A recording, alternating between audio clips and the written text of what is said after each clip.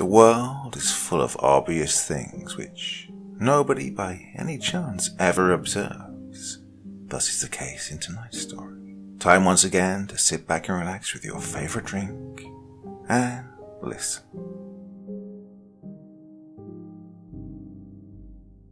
Detective Spencer shook his balding head in quiet dismay and disgust. In his 15 years of foot patrol and another 8 as a homicide detective, he was seldom incredulous, but this was a different case. This case disturbed him like no other. He shook his head again and lit a cigarette. It was late, and he was alone in the office. Tomorrow he would deny smoking in the workplace, should anyone smell the residual rancid odor of his cheap cigarettes, and accuse him of violating policy. He needed a cigarette, and he needed it now. A cigarette would stop his hands from trembling. What the hell, he thought. What the hell? He'd been pretty certain he'd seen it all, that nothing could get to him. His years in the New Orleans Police Department Homicide Unit had left him more than a little jaded. He'd seen dozens of senseless drive-by shootings that had killed innocent children. He'd worked a case where the suspected murderer had stashed his wife in a freezer in the garage before reporting her missing. He'd seen voodoo rituals that offered sacrifices of goats and humans. Well, just last year the detective arrested a woman who had, allegedly, decided to devour the remains of her husband on sequential Sunday dinners. Each week, she kindly invited her in-laws to partake. "When is Sammy coming home?" the recently deceased sister and mother would invariably ask. "Oh, I suspect he'll be with us soon," the woman would answer and smile. This particular perp had come close to having committed the perfect crime and would have likely spent her remaining years sunning herself on a Bahamian beach had her mother-in-law not shown up early one Sunday and peeked in the slow cooker. Sammy's mother's screams were heard blocks away. The woman, more than a little distraught, arms flailing, ran into the street where she was struck by a passing car. The female perp had been convicted of murder 1. The last of Sammy was found simmering on high in the crock pot and was buried next to his mother in the St. Claude Cemetery. Just after this collar, Detective Spencer asked for a transfer to the Special Crimes Unit. He knew instinctively he needed a break from the insanity of 8 years in homicide. Yes, the detective was pretty sure nothing could affect him. That is, until now. "Right," the New York detective responded. "Touch base with me after you've seen her. And Detective Spencer? Yeah? Good luck."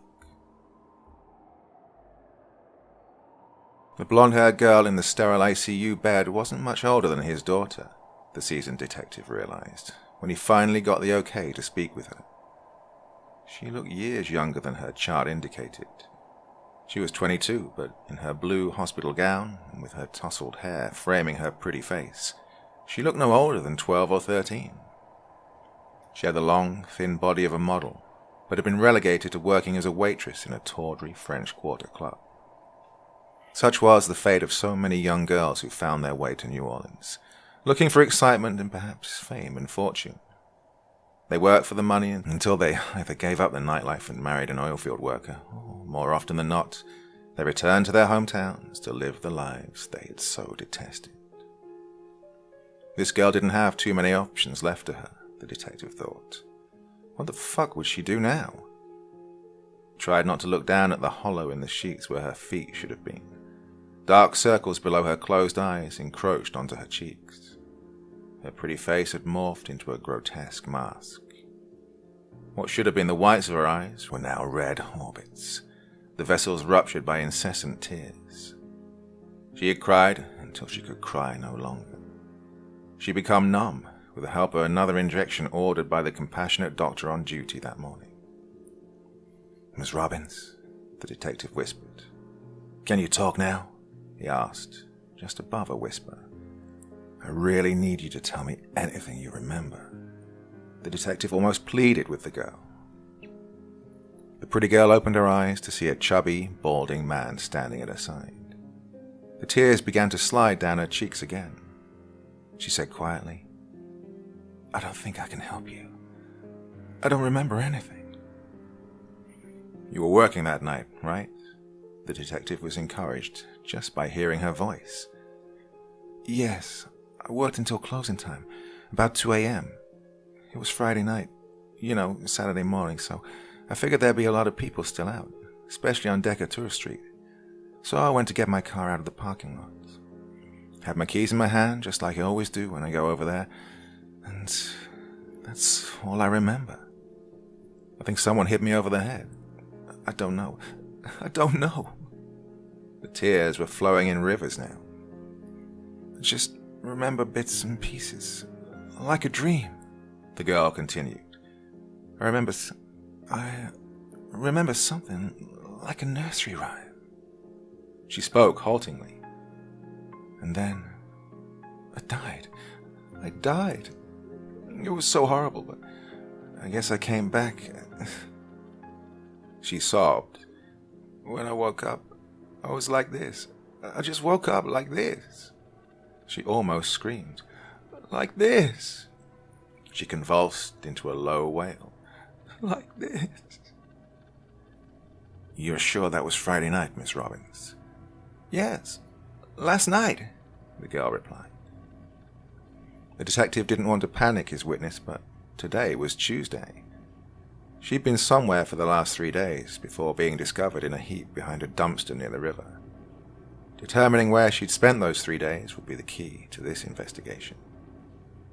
"And you don't remember anything strange or different when you went to your car Friday night?" the detective asked. The girl could only shake her head. "No," and sob. "Please call me if you remember anything, Miss Robbins." The detective handed her his card with his private phone number. "And don't you worry. We're going to get this son of a bitch.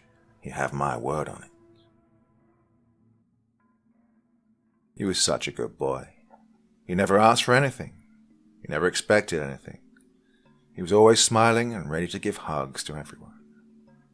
"Oh, he's such a good little boy," his mother would exclaim to anyone who would listen. "He's a terribly good boy," she would add lovingly. Alexander and his mother were close. They only had each other. Alexander's father wasn't around much, and when he was, a horrible tension filled the little house. Alexander and his mother tiptoed around so they would not disturb the sleeping giant. They never knew if the man would be happy, offering smiles and kisses, or if he might be surly and hateful, offering only slaps of open hands for Alexander and fists of anger toward his wife. Alexander was only 3 and had no idea that this family dynamic was not the norm. He accepted his life as it was and loved his parents as only a 3-year-old could. Alexander had watched his mother grow wan. It seemed as though she was wasting away, slowly becoming invisible. He didn't know she was sick with cancer. He didn't know she'd been beaten almost to death by his father just the night before. She'd suffered the blows silently, not wanting to awaken her son. Several blows had landed on the side of her head, and her left cheek and eye were black and swollen. She cried silently most of the night, but this morning she smiled at Alexander and could have won an Academy Award for her acting as though nothing was wrong. She prepared Alexander's favorite breakfast of pancakes with chocolate chips and syrup, and the little boy was happy. After breakfast, his mother took him into the bedroom, and they propped themselves up against the aging headboard with worn, flattened pillows. Alexander's mother began to read his favorite book of children's rhymes, and finally came to his favorite. "This little piggy went to market," she said in a high voice as she tugged at Alexander's slipper until it came off in her hand. "This little piggy stayed home," she continued, and tweaked his toe with her thumb and middle finger. Alexander squealed. "This little piggy had roast beef." She pulled at his third toe, and Alexander laughed and laughed. "And this little piggy had none." His mother elicited another delighted squeal from Alexander. "And this little piggy—" She spoke slowly, and Alexander almost screamed with anticipation. Cried, "Wee, wee, wee, wee, all the way home." Alexander was ecstatic. He could picture each little piggy, and his favourite, of course, was the little one, when his mother kissed his little toe until he screamed with absolute delight. He was a happy child. He was such a sweet little boy. Alexander was still grinning as his mother raised herself from the heap of pillows and went to the dresser. She opened the top drawer, deliberately turning the little bronze key that kept the drawer locked. "I love you, my sweet baby," she said, and raised a grey object to her head. "Love you, Mommy," Alexander said, but the loud crack from the gun erased his words. Blood and brains spattered onto his pajamas, and his mother lay motionless on the floor. Alexander knew something was terribly, terribly wrong. He saw the gun. He knew about guns from watching television. He knew guns could hurt people, and he knew his mother was hurt. She wouldn't wake up. Half of her head had landed on the wall behind her. The huge smear of blood looked like a child's grotesque finger painting. Something was wrong. Something was horribly wrong. "Mommy, please wake up," Alexander cried. "Please, Mommy, wake up." He knelt at her lifeless body and then rested his head against her chest. He lay with his mother, feeling her slowly becoming stiff and cold, until his father came home hours later. Alexander's happy life ended that day. His father claimed he couldn't take care of the boy and hold a job as well, so Alexander was turned over to the state and spent the next 14 years in a myriad of foster homes. He was a troubled child, every foster parent claimed.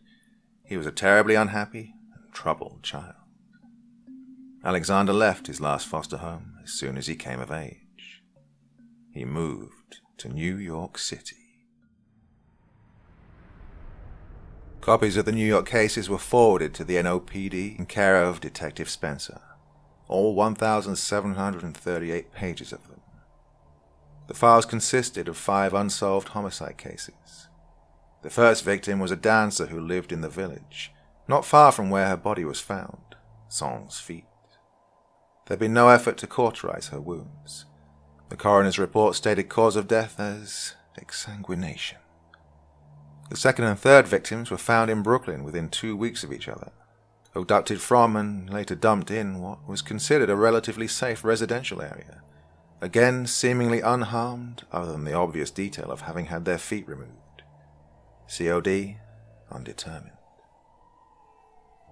The final 2 victims in the New York area were found in Queens, near the Triborough Bridge. Their feet were missing, but these cases differed in that their wounds were clumsily cauterized, probably with a blowtorch. This seemed to be the perp's first attempt to stop his victims from bleeding out. The 2 victims' respective coroner's reports stated it was impossible to determine the exact instrument used to remove the feet. The coroner had, however, determined the first 5 victims had suffered blunt dissection of the leg and foot by a relatively sharp weapon, probably an axe. Sarah Robbins, the pretty girl in ICU, was apparently the 6th victim and the first one to survive. There was a final important piece of evidence in the hundreds of pages that the detective poured through: the toxicology reports. 4 of the 5 New York victims had positive findings for ketamine, a new and powerful anesthesia. The first victim had been found clean for the drug. She had definitely been a bleed-out. The remaining 4 victims were determined to have been administered ketamine in a dosage 4 times stronger than would normally be delivered in an operating theatre. While it was likely that the 4 women had died from an overdose of the drug, due to the severe exsanguination evident, it was impossible to ascertain the exact cause of death. It was most likely a combination of the 2 factors. Detective Spencer picked up the phone and called the Grace of God Hospital Lab, identified himself with a special department pass number, and asked for Sarah's toxicology report. Positive for ketamine. The detective closed the folders on his desk. It looked as though his perp had ascertained the correct dosage of the potent drug and was now working on his surgical specialty of amputation and subsequent cautery. By the looks of the 5 bodies in New York and Sarah in New Orleans, his surgical prowess was obviously lacking, but he seemed to be trying. Ketamine had recently been approved by the FDA and was administered only in closely monitored cases and in those instances where other anesthetics were contraindicated. It was known for its near-death or death-like experiences in many patients. It apparently mimicked the chemical release that occurred at the moment of death. None of the 6 victims had been sexually assaulted. There had been no overt signs of torture. Oh, it's so obvious, the detective realized. The perp didn't want to kill his victims. He didn't want some kind of perverted sex. He only wanted to garner his victims' feet. He was simply a collector. Sarah was his only link to the foot collector, as the perp was quickly dubbed by the NOPD. Detective Spencer's new partner was just off the beat, having passed his detective exam a few weeks ago. He was young, but he was sharp. He jumped into the case with both feet, and seemed as dedicated as his older protege in his desire to nab this bastard. Spencer was concerned with his young partner's blind determination to solve his first big case. The older detective had witnessed too many young cops' lives unceremoniously lost in their unbridled enthusiasm. He'd seen one too many lay in the street, dying from some stupid rookie mistake. "So, you think this guy has some kind of foot fetish, boss?" the young detective asked. He'd taken to calling his partner boss, and the older detective didn't correct his young sidekick. "Not in the sexual sense of the word, detective," the older detective answered. He tagged his young partner kid, but realized using that term might be considered demeaning, and so he answered formally. "I think this guy has some other reason for his particular affinity. I'm not sure we'll ever figure it out." "It's freaking sick," Detective Barnett lamented. "I think we need to interview the victim again. She's got to be more lucid now that the drugs have worn off." "Let's go then," Spencer agreed. When the 2 men arrived at the hospital, they found Sarah had been moved into a private room. Her back to the door, she stared at the walls and didn't move as the 2 men clumsily made their way to her bedside. "Miss Robbins, can we talk to you for a minute?" Detective Spencer asked, and was surprised by the softness of his usually gruff voice. There was only silence from the girl in the hospital bed. "Sarah," Detective Barnett tried, "we really need to talk to you before this bastard hurts someone else. Please." Sarah turned to face the 2 detectives. "What do you want to know?" she asked dully. "I've told you everything I know, everything I remember." "You've been very helpful," the older detective said. "There's just one thing I want to talk to you about. I know you said you felt as though you died. You were injected with ketamine, and that sometimes mimics the death experience." The girl did not react. The older detective continued. "The other thing is, you said you remembered a fairy tale or a child's rhyme. Do you remember anything else about that?" the detective asked, not really expecting an answer.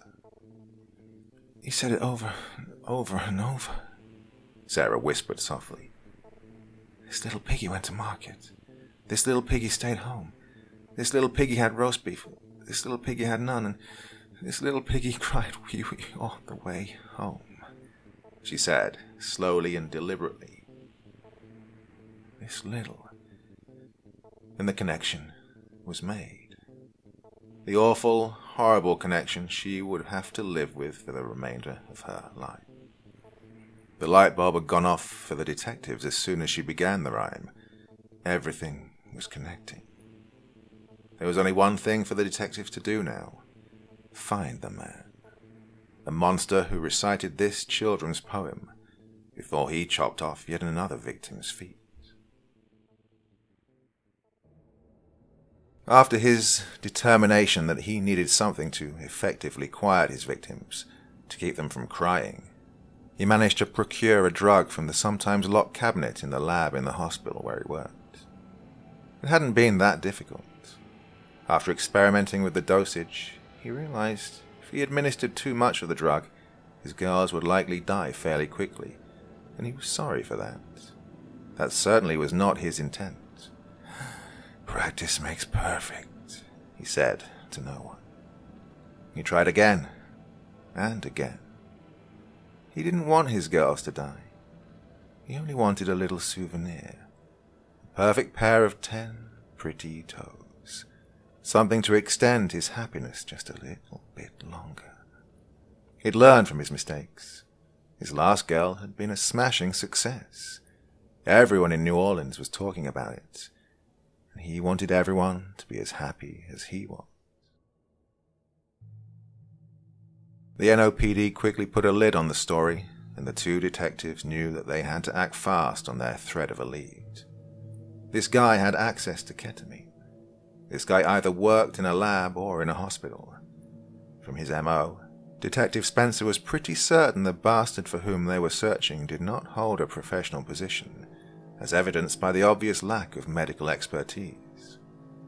Tomorrow, they would begin checking every hospital in the city for drug reports that were off, especially for ketamine. They would find him. Their sense of urgency was intense. The adrenaline that pumped in a constant rhythm through the older detective's system made him feel 20 years younger for a few days, and then served only to keep him awake late into the night. He had not shaved in days, and his suits were wrinkled. Were it not for the Jack Daniels that finally stopped his brain from rummaging incessantly at night, he wouldn't have been able to function. Oh, thank God for Jack, he muttered aloud as he passed out. The New Orleans press had discovered Sarah and 2 policemen were stationed outside her door 24/7, so not so much as a security precaution, but rather to keep the press at bay. The city paper ran the story. Serial foot collector in New Orleans. Women take precautions. At first glance, some readers thought the story was a spoof. Foot collector? What on earth was that? But the line, "women take precautions," belied the more serious content of the story, which was read by almost everyone in the city. The details were sparse, but they were enough to engage the public's imagination, and soon the story, as incomplete as it was, became the #1 news item on the local TV stations. Detective Spencer was furious. The publicity could easily serve to chase the perp out of the city, out of the media spotlight, and out of their grasp.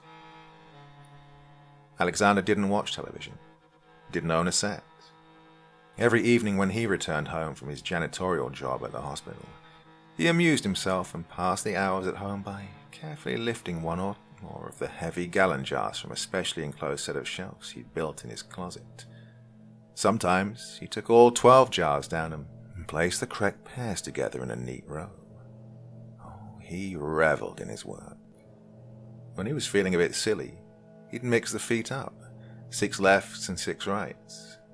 There were unlimited arrangements, he'd discovered. He would smile as he remembered how much fun he had wriggling his girls. That's what he liked to call the women he brought home, his girls. Wriggling his girls' beautiful white toes, he lovingly recited the Little Piggies poem to them. He couldn't understand why the girls would cry. It was a beautiful rhyme. He didn't want them to cry, so he began to give them something to help them keep quiet. Something to keep them from crying. A sedation, he called it. Some medicine he'd stolen from the hospital. He gave the girls a little if they cried too much, and he gave them more before he took these souvenirs. He kept them still. His girls would lay silent on the little bed. They didn't cry. And then he could play little piggies on their pretty toes for hours, and he was happy. He was so happy. He had made some serious mistakes with his first girl. She just wouldn't stop crying, and he had no idea what to do.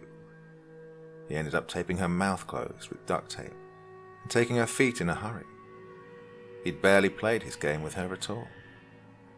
After procuring his trophies, he quickly disposed of the body in a dumpster not far from his own apartment building in Chelsea, and realized later he'd been pretty stupid. He also realized he was lucky, but he could not contain his desires, and he was on the prowl again within a few weeks, this time in a neighborhood across the Brooklyn Bridge. It was so easy. He simply watched the girl he wanted and followed her for a week or so to figure out what hours she worked and how she got home. The girls who drove their own cars were the easiest. They thought they were so brave, going to their cars alone at night. They were easy pickings. After a week or so, Alexander simply hid behind a nearby car, and when his girl was distracted, unlocking her car door, he came up behind her and pressed the cloth to her nose. She struggled a bit. This was, by far, the most dangerous 30 seconds of the abduction, or the catch, as Alexander called it. When his girl went limp, he put his arm around her waist and pretended she'd had too much to drink, steering her easily to his car, which he had parked just a few spaces away. Once inside the back of his car, she was his. His apartment was little more than a shed behind a big house in a ritzy uptown neighborhood, and his driver went all the way to his door. No one ever saw him come or go. His little dwelling consisted of a living room, kitchen, and bedroom. In the bedroom was a large closet which held his most precious possessions, his collection. He'd thought to make a special place. Didn't like the term hide. No, special place to keep his collection. And should anyone enter his abode uninvited, and everyone, other than his girls, was uninvited, no one would ever find his cachet. His bedroom was large enough to hold both his full-size bed and another twin bed he converted into a sofa when he wasn't using it for one of his girls. When he had company, he used a thick sheet of vinyl to cover the little bed. After he'd garnered his souvenirs, he simply folded the vinyl and threw it away in a big, brown garbage bag.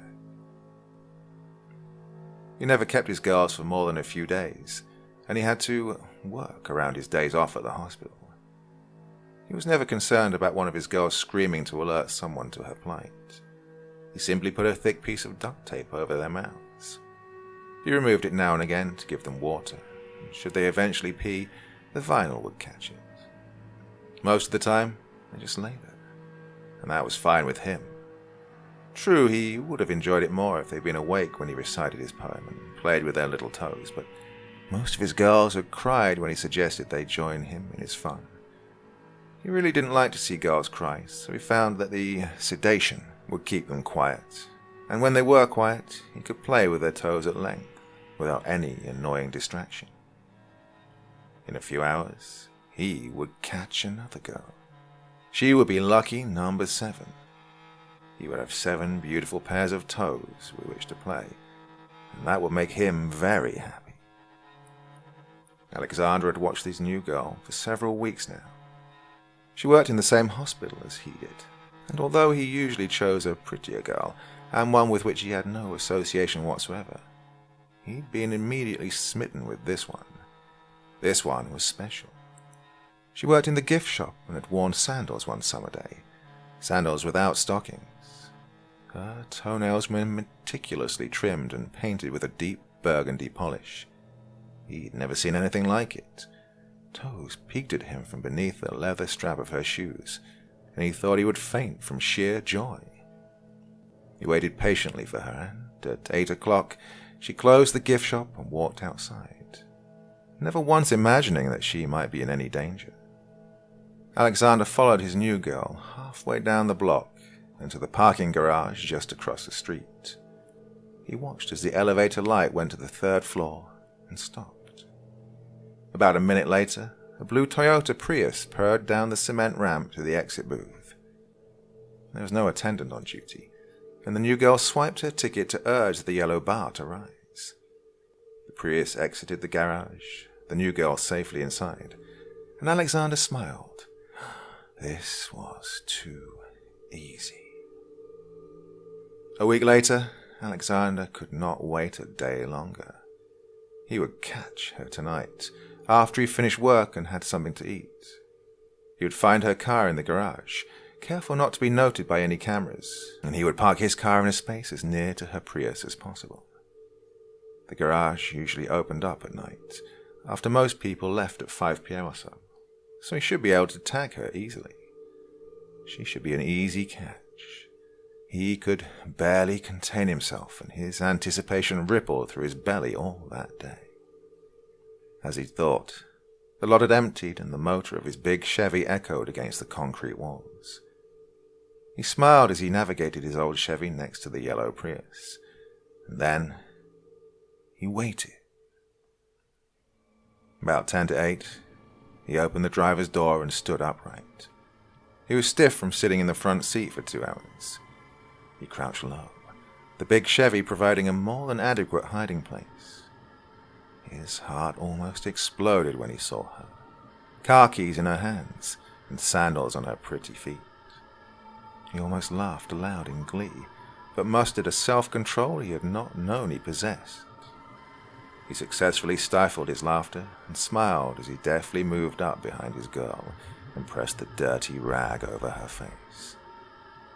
She was in his car in a matter of seconds. She was his. Maggie vaguely realized she'd been drugged. She understood she'd been abducted. She was living her worst nightmare, and she swallowed bitter bile, hot on her tongue, as she realized her mouth was taped closed. She knew if she was to survive, she needed to calm down and keep her wits about her. She pushed the terror away, to a place deep inside her where she would claim it later. Now, at this moment, she needed to be practical. She needed to think, to figure out what exactly had happened and how she would deal with it. Maggie was well known among her friends and associates for her brain power and her pragmatism. These 2 attributes had served her well in the past. She could only hope and pray that they would serve her well now in this dark, stinking little room with a big man asleep on the bed. She mentally surveyed her body. She was a little dopey, but otherwise intact. There were restraints keeping her hands at her side. She soon realized they were leather straps, looped in one another and secured to the iron frame upon which the mattress rested. They were buckles. Buckles could likely be manipulated, she thought. Her feet were free, but her heels rested upon a hard surface, something like a wooden plank. Her pant legs had been rolled up to her knees, and for a moment she wondered if she'd been assaulted. She doubted if such a person would bother to redress her. She felt no pain, so she dismissed that possibility.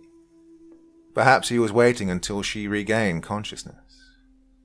Maggie could see her captor's large bulk on the bed a few feet away, and hoped to heaven that he was sleeping. She began to twist her hands in the leather straps. Escape might be more difficult than she'd first imagined, but she sure as hell was going to try. She didn't plan to lay there passively, awaiting an unknown and likely horrible fate. She was a fighter, and she wasn't going to play the easy victim for this asshole. One strap's buckle loosened, and her right hand freed itself. The bulk on the bed stirred. Holy fuck, she thought. The adrenaline coursing through her body had replaced any semblance of drug-induced sedation. She frantically, but silently, began to urge the other hand free of its dog collar restraint. Her thumb was free. The man turned over heavily on the sagging mattress. She knew he was awake now, and she grabbed the other leather strap and reinserted her bruised hand into its confines. Maggie forced herself to close her eyes, but before she did, she caught the glint of an object in the corner. The axe was new and shiny, and propped against the wall just a few feet away. She saw a metal tray lined with syringes and several glass bottles. Her heart was beating against her chest, and she tried frantically to remain calm and think her way out of this nightmare. Breathe, she thought. Breathe. Alexander rose from the bed, his 6'4" frame hulking its way into the hallway. He had to pee something awful. How long had he been asleep anyway, he wondered. He couldn't believe he'd fallen asleep with his new girl so near him, so ripe, so ready. He remembered he'd rolled up the legs of her black pants with painstaking care, but had intentionally saved the best for later. Perhaps she would be different. Perhaps she would play the game with him. He truly doubted it, but He took off his socks. You never knew. You just never knew. Alexander returned to the darkened room and removed the tape that covered his new girl's lips. He poured a glass of water from the gallon jug in the kitchen. Holding the dirty glass to the girl's mouth, he gently pressed until the water touched her lips. Most of it spilled onto the sides of her mouth, but to his surprise, her lips opened a bit and she actually sipped some water from the glass. Maggie slowly opened her eyes, pretending to be coming up from a place of deep slumber. She was captive, arms at her sides. She would play his game if it meant getting out alive and intact. Maggie instinctively knew this huge, hulking man was the man the newspaper and television had featured for a week or so, and then promptly forgot about. He was the guy for which the police had searched in vain for the last 2 weeks. He was the asshole who'd taken that girl's feet and left her behind the dumpster to die. He was the bastard who kidnapped her from the hospital garage. He was the stuff of nightmares. And he was a sick son of a bitch who needed to be put down like the perverted animal that he was. "Hi," Maggie managed to mutter. Alexander almost dropped the syringe that he'd filled with ketamine. None of his girls had ever actually spoken to him. He had no idea what he should do. Would this one be different? Would this one actually play with him? His toes wiggled on the cheap, dirty carpet. The jack had done its job and Detective Spencer had fallen into a heavy but restless slumber on the queen-size bed he had shared with his wife before she left him. "Too many nights alone," she'd stated simply, and was gone. He slept fitfully, still in his boxer shorts and wife-beater undershirt. He heard the alarm through the fog of alcohol-induced sleep. It seemed as though he'd just drifted off, but he dutifully sat up, dangling his legs off the side of the bed. He would stand in a cold shower for 5 minutes and revive himself. He had 3 more hospitals to visit today. One of them had to hold the key. He reached under the bed, groping for his slippers, and his fingers fell upon something knubby and warm. His fingers determined these warm little nubs to be toes, and they wiggled in his hands. The detective sat up in bed with a start. The alarm was ringing its loud, obnoxious song. He didn't reach under the bed for his slippers, but headed straight to the shower, his bare feet numb to the cold tile floor. He pushed the dream out of his head. Today is the day, he thought. He could feel it. He and Detective Barnett flashed their badges to the receptionist in Human Resources. The girl lost a shade or two of color and informed them she would get her supervisor.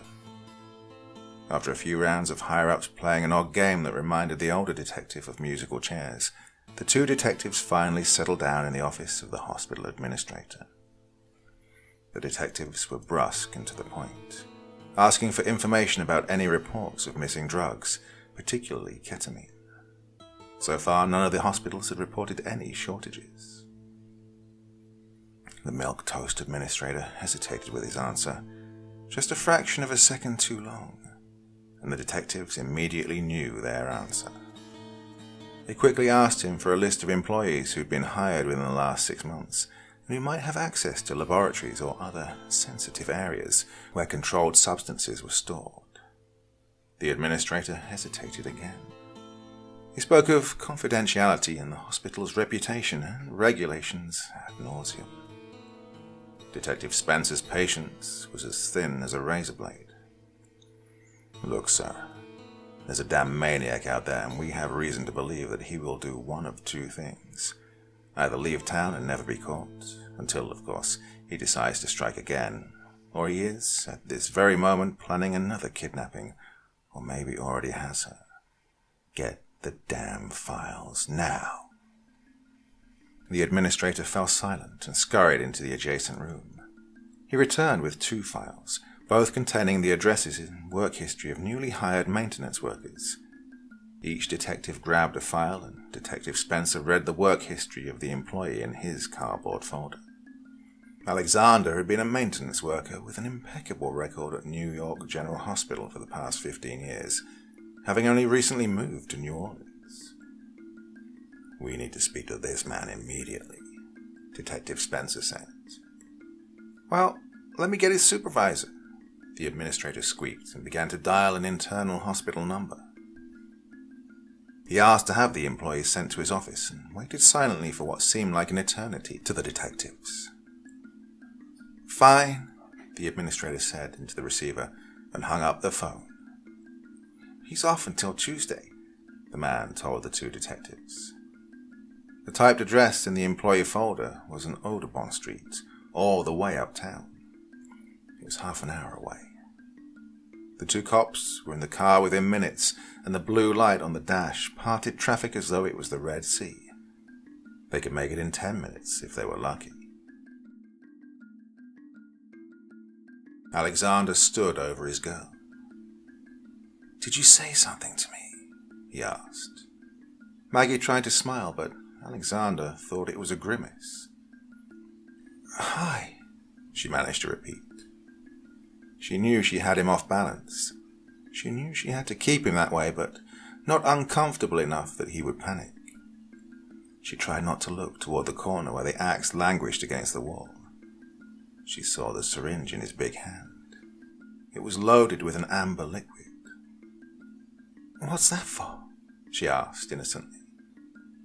"That's to help you rest," Alexander answered politely. "But I'm not tired," Maggie responded, trying to muster up an energy she did not feel. "Let's talk for a while," Maggie said. "I don't even know who you are or why I'm here." She tried to sound innocent and non-threatening, to sound sincere and interested in this big bulk of a man. "Really? Well, I guess we can talk. I don't get to talk to too many people, though. What do you want to talk about?" "Oh, I don't know. Why don't you tell me who you are? Why did you bring me here?" She tried again to sound bright and non-threatening. "Do you live here?" She thought this was less of an invasive question, and one he could easily answer. "I live here," he said. I live here by myself." His answer was terse, and Maggie could detect the distrust in his voice. "Oh, can you undo my hands so I can go to the bathroom, please?" she asked in a matter-of-fact tone. Alexander had no idea what he should do. None of his girls had ever spoken to him before, much less asked to go to the job. He didn't see what harm it would do, and if he was nice to her and she liked him enough, maybe she would play little piggies with him. His toes wiggled again. Alexander didn't notice the leather restraint straps were already somewhat loosened as he unbuckled them and his girl slid her hands out. She sat up and, after a few seconds, rose unsteadily to her feet. She asked him where she might find the bathroom. He pointed to the hallway and told her it was the door to the left. Maggie stumbled her way across the room and opened the door to the dirty, stinking room that housed a disgusting sink and an even more disgusting toilet. She squatted, peed, and washed her hands. She splashed cold water onto her face and stared at her reflection in the grimy mirror. She didn't know what day it was or how long she'd been out. She suspected it was Sunday, as she'd closed the shop on Saturday night, and her last memory had been walking to her car with her keys lodged firmly between her fingers. If it was Sunday, she wouldn't be missed until Monday afternoon, when she didn't show up for work. In the 2 years Maggie had worked at the gift shop, she'd never been late, much less absent from work. She was known for being responsible, and the fact she hadn't shown up and had not called in would surely set off alarms with her supervisor. She just had to survive until then. She just had to buy some time, regardless of what it might cost her. Maggie returned to the darkened room. She was too unsteady to try to figure out where the front door was and whether there was a back door to this dingy apartment. She would play this out. She would wait until she was sure she knew her legs would support her in a dash to freedom. "Hey," she said, as though she'd known her abductor for years. She sat upright on the bed and noticed for the first time that it was covered in vinyl. "What's your name?" As soon as she asked, she realized she had made a mistake. The look on the man's face confirmed her fear. She'd gotten too personal. She had overstepped. She quickly added, "I'm Maggie." She remembered an article she'd read years ago about being kidnapped. It suggested to the reader that if you established some type of relationship with your abductor, made yourself human, you would stand a chance of survival. She continued with a quick, "I work at the gift shop in the hospital," pretending not to know that he likely already knew that. She realized she was jabbering and became silent, waiting for a response. "You, want to play a game?" the big man asked sullenly. It seemed as though he expected a negative response. "Sure," Maggie answered. "What did you have in mind?" "I have the best game," Alexander said with an enthusiasm he could not hide. "My mama used to play it with me," he said, and then blushed a dark red, realizing that his girl might think he was just a big baby. "Really?" Maggie answered quickly. "I love playing games with my mum." She quickly put him at an unexpected, albeit relative, ease. "Did she play Little Piggies with you?" Alexander asked incredulously. "She did," Maggie answered. "She did. I remember that game." Maggie was in uncharted waters and could only hope to wing her way through this bizarre reality. "You want to play it with me?" Alexander asked the inevitable question. "We can take turns." Alexander was almost beside himself with anticipation. "Sure," Maggie answered with false enthusiasm. She glanced down at the man's big feet. His toes were flexing in ecstasy. She noticed the black toe jam that shifted with each flex. She fought a wave of nausea. "Okay, I'll go first," the big man offered. "Let me see your little piggies." Maggie sat back on the little bed and put her feet onto the vinyl cover. Alexander sat on the edge of the bed and pulled her feet into his massive lap. "This little piggy went to market." He gently tugged on her big toe. "This little piggy stayed at home." He tweaked her next toe. "This little piggy had roast beef." He tugged her middle toe. And this little piggy had none. He almost squealed. And this little piggy cried wee, wee, wee all the way home. The big man began to cry, to sob. He was filled with joy and sorrow, with love found and love lost. Maggie's overt fear and disgust of the man began to drip away, slowly vanishing to be replaced by a tremendous ache in her heart. She pretended not to notice his tears or see his shoulders heave with sobs.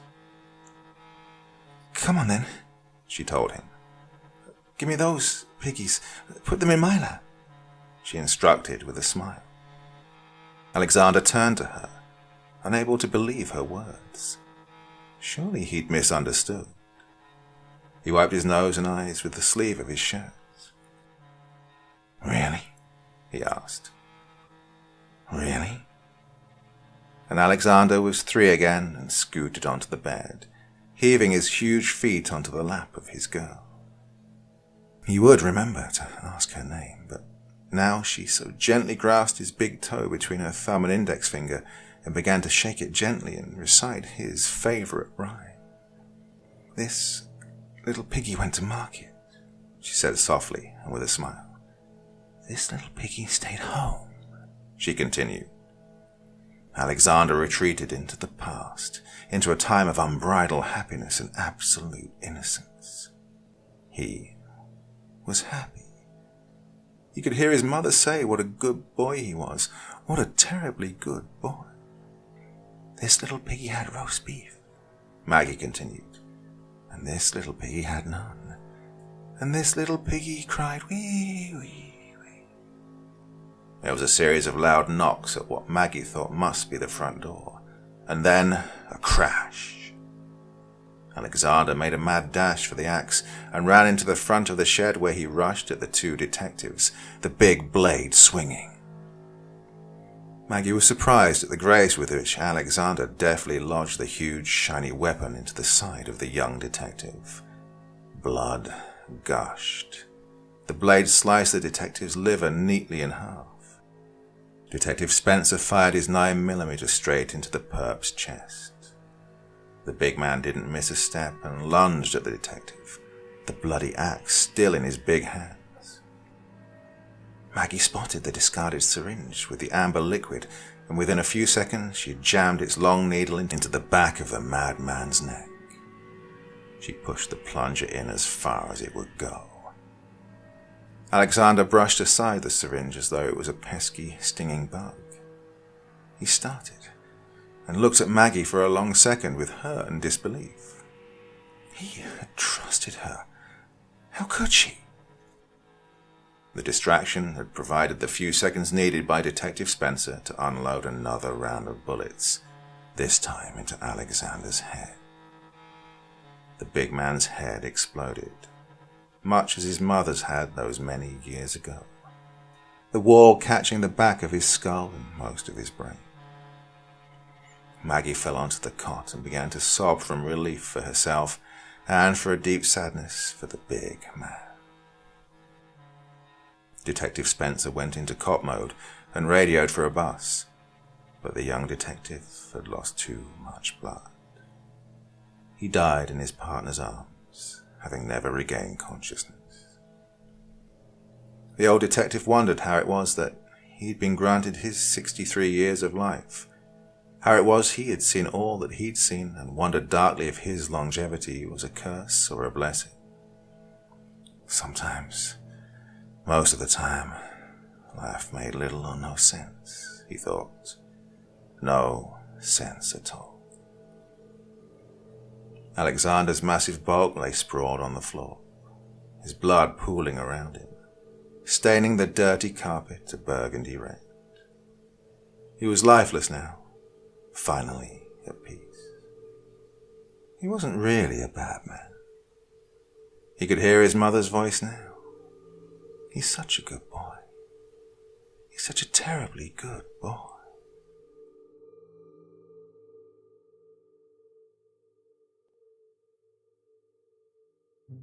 Well, I don't know about you, my friends, but I thought that one was brilliant. Oh, yes, indeed. Oh, another one from Dr. Creepin's Vault, the subreddit I set up so you could share your stories with me, and I could read them all back to you. Have you got a story for me? You have, haven't you? You're thinking, oh, should I send it to him? Well, I can't guarantee I will read it, but I will definitely look at it and, give it a chance. So, please send it across. Oh, my dear friends, that's Monday. Oh, I only did another story for you yesterday, didn't I? Will there be one on Wednesday? Of course there will. Monday, Wednesday, Friday, and as of recently, Sunday as well. Well, oh yeah, forgetting the second channel. Lots more coming up on that as well. So if you haven't subscribed to the second channel, get over there and subscribe for some shorter stories. That is definitely enough for me for one evening. So until next time, sweet dreams and bye-bye.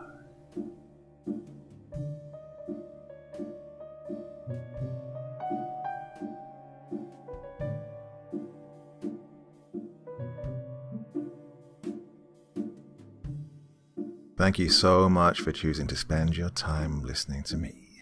Now, if you enjoyed the Dr. Creepin experience, then come find me on Facebook. Come chat with me on Twitter. Listen to the background music and download it if you like on SoundCloud. Drop by the store, pick up a t-shirt. And, importantly, if you've got a story you'd like me to read, send it to Dr. Creepin's Vault, the subreddit I set up so that I could read your stories. Now, looking forward to seeing you all again real soon. So, come check me out, okay?